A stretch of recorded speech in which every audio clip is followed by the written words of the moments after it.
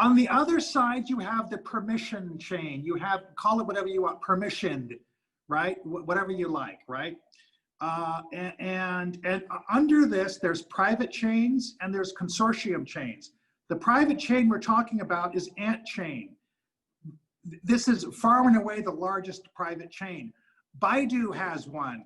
OneConnect is Ping On. Taulia AI is also another one that's big. Of the consortium of groups of companies coming together, Ant is a big one. Fisco is basically the consortium in Shenzhen. UnionPay and China Mobile, another important consortium. Red Date is in many ways, by the way, Red Date is like incorporated in like, I think the British Virgin Islands, which is hilarious, right?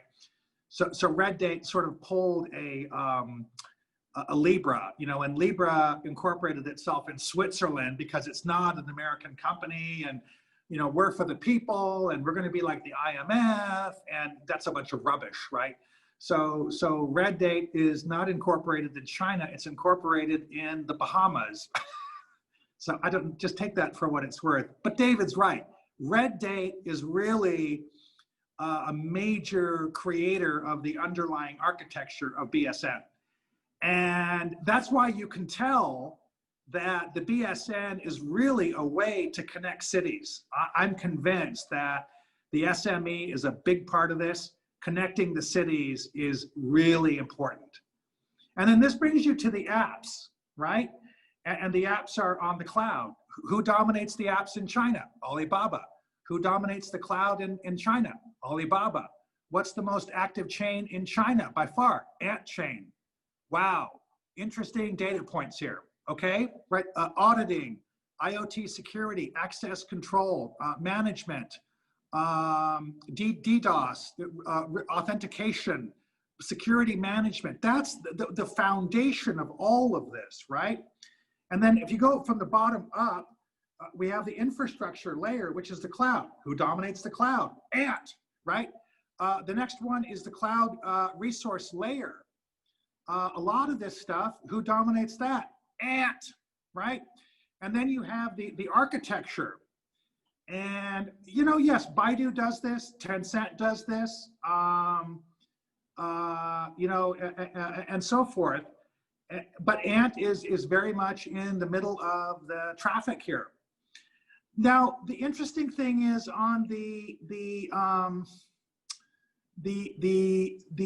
enterprise stuff, you've got a lot of competition here, right? And this is China saying nobody is going to control this. This is going to be a competitive consortium structure here. And by the way, even on this one, BSN is kind of a competitor here. BSN and Ant are kind of a competitor, right?